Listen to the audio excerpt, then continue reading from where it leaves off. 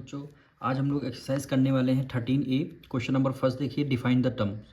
ये आपको कुछ टर्म गिवन है, आपको क्या करना है, चैप्टर के स्टार्टिंग में इंट्रोडक्शन पार्ट में सारी डेफिनेशन गिवन है, वहाँ से देख करके आप कॉपी में यहाँ पे राइट डाउन कर सकते हैं। हम यहाँ से क्वेश्चन नंबर 2 से स्टार्ट करेंगे। The number of children in 25 families of a colony are given below. 25 families हैं, एक कॉलोनी में रहती हैं, उनके नंबर ऑफ चिल्ड्रेन आपको गिवन है। Represent the about data in the form of frequency distribution table. Data को देखते हुए आपको क्या बनाना है, फ्रीक्वेंसी डिस्ट्रीब्यूशन टेबल आपको बनाना है। तो सबसे पहले हम लोग फ्रीक्वेंसी डिस्ट्रीब्यूशन टेबल बनाएंगे। फर्स्ट कॉलम आपका रहेगा ऑब्जर्वेशन का, सेकंड कॉलम आपका टेलीमार्क्स का रहेगा, थर्ड कॉलम आपका फ्रीक्वेंसी का रहेगा। अब सबसे स्मॉलेस्ट नंबर कौन है, 0 है, उसके बाद 1 है, फिर 2 है, 3 है, 4 है। देखिए 0, फिर 1, फिर 2, फिर 3 और फिर आपका 4 है। अब हमें ये देखना है जीरो कितने नंबर ऑफ, यानी एक फैमिली में 0 स्टूडेंट, यानी कोई एक फैमिली में कोई है ही नहीं, मतलब वो कितने फैमिली हैं ऐसी। तो 0 कितने टाइम है, 1 2, केवल कितना आ जाएगा, 2 आ जाएगा। तो यहाँ पे कितना लिखेंगे, टैली मार्क्स में 2 लिख देंगे रोमन नंबर में, और यहाँ पे फ्रीक्वेंसी में नंबर में आपका 2 आ जाएगा। ठीक।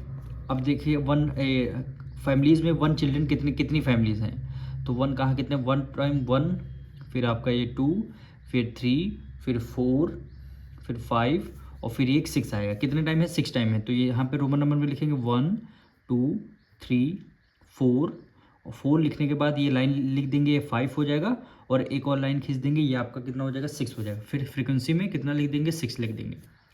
अब 2 देखना है हमें, तो 1 2 3, फिर 4, फिर 5 6 7 8 और 9, कितने 9 लोग हैं।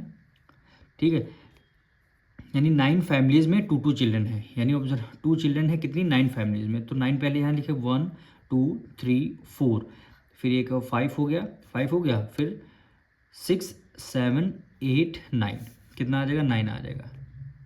ठीक। अब 3 चिल्ड्रन कितनी फैमिली में है, 3 चिल्ड्रन, तो काउंट करते हैं 1 2 3 4 5, कितने हैं, 5 चिल्ड्रन हैं। तो यहाँ पे लिखेंगे 1 2 3 4 और एक 5 हो जाएगा। नंबर ऑफ चिल्ड्रन में यहाँ पे हम 5 लिख देंगे।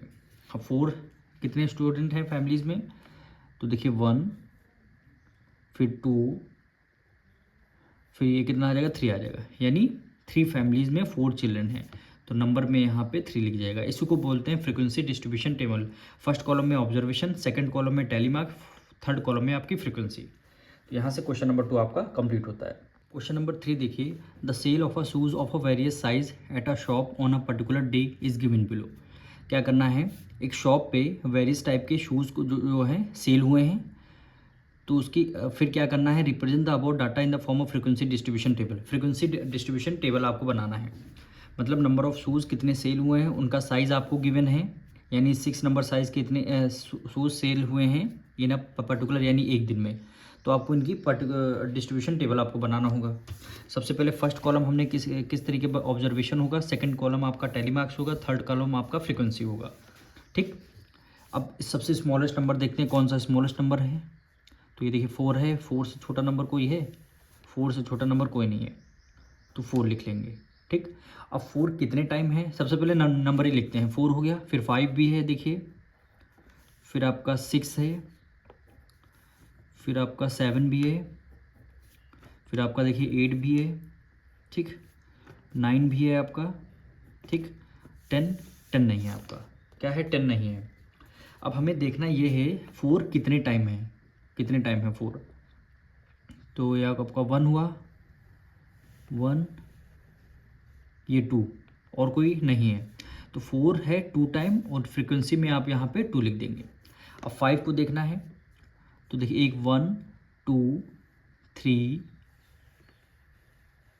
4 और ये 5 है 5 टाइम, यानी 1 2 3 4, एक 5 हुआ, तो यहाँ पे क्या आ जाएगा, आपका 5 हो जाएगा। 6 कितने टाइम है, तो 1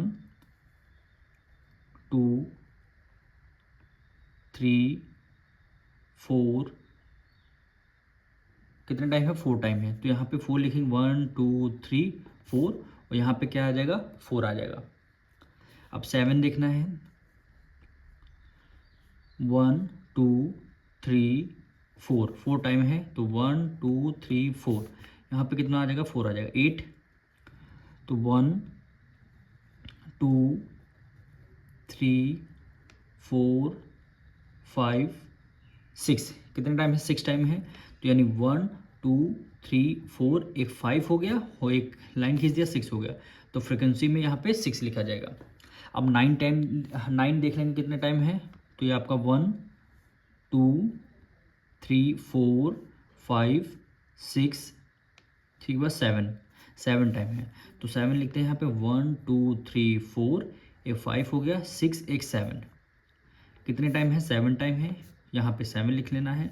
फिर लास्ट में आप क्या करेंगे, आपको टोटल लिखना होगा, यानी टोटल ये जो सम आ रहा है फ्रीक्वेंसी का, ये आपको टोटल लिखना होगा। टोटल आप काउंट भी कर सकते हैं और टोटल आपको गिवन भी हो सकता है। यहाँ पे देखिए इस बार नहीं गिवन है, तो आपको क्या करना है, इसको यहाँ पे काउंट करना है। 5 + 2 7, 7 + 4 11, 11 में 4 ऐड कर लिया 15, 15 में 6 ऐड कर लिया 21, 21 में 7 ऐड कर लिया कितना हो गया 28 हो गया। तो यहाँ पे लिखेंगे नंबर ऑफ चिल्ड्रन, नहीं नंबर ऑफ शूज़, क्या लिखेंगे नंबर ऑफ शूज़,